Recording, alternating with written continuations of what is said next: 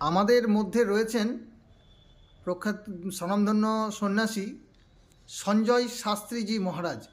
মহারাজ, আপনাকে স্বাগত। নমস্কার।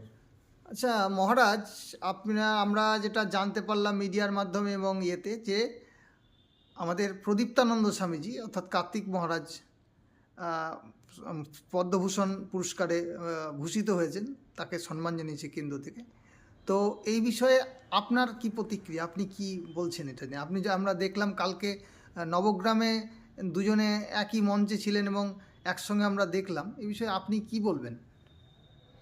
শুধু নবগ্রামে নয়, বিভিন্ন জায়গাতেই হিন্দু রক্ষার কাজে যখন যেখানে দরকার সঞ্জয় শাস্ত্রী এবং কার্তিক মহারাজকে বাংলার মানুষ রাত্রি দুটোয় ডাকলেও পায়। এটা বাংলার সনাতনীদের একটা ভরসার জায়গা।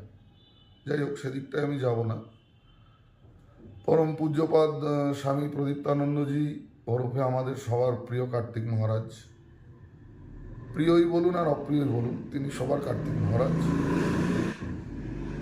তো তিনি পদ্মভূষণ উপাধিতে বিভূষিত হয়েছেন। আমাদের কেন্দ্রের যে সরকার সেটা সিলেক্ট করেন, সেটা তো কারুর দয়াতে বা কারুর তদবিরে হয় না। তাদের আইবি বা তাদের যে কেন্দ্রীয় সরকারের যে খবরাখবর নেওয়ার যে মাধ্যম, সেই মাধ্যমে তারা খবরাখবর নেন এবং যোগ্য ব্যক্তিকে নির্বাচন করেন। তো এটা কারুর সুপারিশে হয় না। স্বামী প্রদীপ্তানন্দজিকে যারা খুব কাছের থেকে জানেন তারা নিশ্চয়ই জানেন যে বেলডাঙ্গা ভারত সেবাশ্রমে 200-র বেশি অনাথ বাচ্চা, আরও সেন্টারে 400 মেয়ে, কালকে আমরা ওই সেন্টারে আমিও গিয়েছিলাম, 400টি মেয়ে বালিকা, তারপরে হসপিটাল, স্কুল, বিভিন্ন সেবা কাজ, এবং বন্যা খরা যাই হোক বেলডাঙ্গার মানুষ জানে স্বামীজি আছেন বড় ভরসা। এই কাজ দীর্ঘদিনের চলার পথ অতিক্রম, এই কাজের যোগ্য স্বীকৃতি। যদিও পুরস্কার বা তিরস্কার কে করলো না সন্ন্যাসীর কিছু এসে যায় না, কারণ আমার দৃঢ় বিশ্বাস বা আমি তাকে যতদূর ব্যক্তিগতভাবে চিনি, তিনি একজন নিষ্কিঞ্চন বীর সন্ন্যাসী। তো পদ্মবিভূষণ পুরস্কার একটা মাধ্যম মাত্র, যা সন্ন্যাসীকে খুব একটা আচ্ছা মহারাজ, আমরা দেখলাম যে লোকসভা নির্বাচনের আগে আমাদের রাজ্যের মাননীয় মুখ্যমন্ত্রী আমাদের প্রদীপ্তানন্দজি অর্থাৎ কার্তিক মহারাজকে বলেছিলেন যে উনি একটা দাঙ্গাবাজ। হ্যাঁ, নাম করে বলেছিলেন মঞ্চ থেকে যে তিনি একটা দাঙ্গাবাজ। তো এরকম মানুষ আজকে কেন্দ্র সরকার তাকে পুরস্কৃত করলেন, সম্মানিত করলেন, এ বিষয়ে আপনি কি বলবেন? খুব সহজ কথায় যদি বলি, গোস্বামী তুলসীদাসজি তার লেখনী রামচরিত মানুষে একটা প্রসঙ্গ লিখছেন,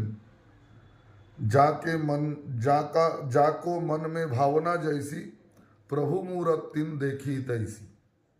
অর্থাৎ যার যেমন ভাব তার তেমন লাভ। তো তিনি একজন সন্ন্যাসীর মধ্যে দাঙ্গাবাজ দেখছেন, তো এটা তার ভাব, তার দৃষ্টিভঙ্গি, তিনি দেখতেই পারেন। কিন্তু ব্যাপার হচ্ছে, যখন যখন স্বধর্মের প্রতি আঁচ আসবে, হিন্দু বিশেষ করে সনাতন হিন্দু ধর্ম যদি কোথাও আক্রান্ত হয় বা লাঞ্ছিত হয়, তখন ভারতবর্ষের ইতিহাস আছে প্রথম মুখর হন সন্ন্যাসীরা।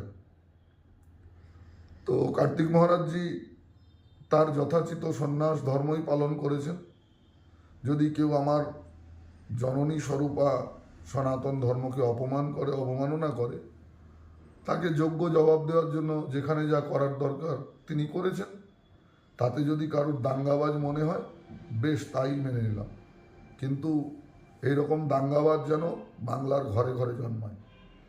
আচ্ছা মহারাজ, আমাদের মুর্শিদাবাদের এক সময় এসপি ছিলেন হুমায়ুন কবির, যিনি এখন দেবরার বিধায়ক। তিনি বিগত কয়েকদিন আগে আমাদের সাগরদিঘির একটা সভা থেকে ওখানে যে মৌলবীদের যে সভা হচ্ছিল সেখানে উনি বলেছেন যে কার্তিক মহারাজ হচ্ছেন একজন সন্ত্রাসবাদী এবং আমি উনি খুব মানে আমি চাইলে পরে ওনাকে জেলে ভরে দিতে পারতাম। তো এই রকম একটা মানুষকে আমরা যেটা দেখেছি যে উনি সাহাপুর চানক আপনি যেটা বললেন যে তিনি সেবা কার্য করছেন, সেরকম মানুষকে উনি বললেন যে সন্ত্রাসবাদী। তো এ বিষয়ে আপনি কি বলবেন? ব্যাপার হচ্ছে কি, শ্রীমদ্ ভাগবতে, আমি একটু ধর্মের আধারেই বলি, শ্রীমদ্ ভাগবতে একটা চমৎকার প্রসঙ্গ আছে। যেদিন ভগবান ছোট্ট কৃষ্ণ কালীয় দহের জলে ঝাঁপ দিলেন, সেদিন কালীয়নাগ তার সর্বাঙ্গ ছোবল দিয়ে নীল করে দিয়েছেন বিষে। তো নাগ পত্নীরা কালীয়নাগকে ভৎসনা করছে, তার স্ত্রীরাই, যে এত কোমল অঙ্গ, এত ছোট একটা দেব শিশু, দেবতা, যেখানে মা যশোদা খুব সন্তর্পণে চন্দন লেপন করেন, সেই কোমল অঙ্গটাকে তুমি ছুবলে ছুবলে নীল করে দিলে, তুমি নিষ্ঠুর। তখন কালীয়নাগ বলছেন যে প্রভু, আপনি বালক রূপে এলেও আমি জানি আপনি ভগবান। আজ আপনি আমার সাম্রাজ্যে এসেছেন, তো আপনি তো আমাকে সর্পজাতিতে জন্ম দিয়েছেন, পশার ভরা বীজ দিয়েই পাঠিয়েছেন, তাই আপনি আজকে আমার রাজ্যে এসেছেন, আপনাকে তো আমি বীজ দিয়েই স্বাগত জানাবো। তো সাপের সঙ্গে বন্ধুত্ব করলে তো বিষই পাওয়া যাবে, সে আর এর বেশি কী দেবে। তো হুমায়ুন কবিরের যেমন শিক্ষা, যেমন সংস্কার, আমি শুনেছি বক্তব্যটা, ওই লোকটা একজন নির্ভীক সন্ন্যাসী, সর্বত্যাগী সন্ন্যাসী সম্পর্কে ন্যূনতম সৌজন্যতা বোধ যার নেই, সে কিসের আইপিএস? বৃথা ধিক্কার তার শিক্ষাকে, ধিক্কার তার সংস্কারকে। এবং আমার মনে হয় তিনি ওই সর্পজাতিরই অন্তর্ভুক্ত। বিষ ছাড়া তো তার আর কিছু নেই, সে কী দেবে।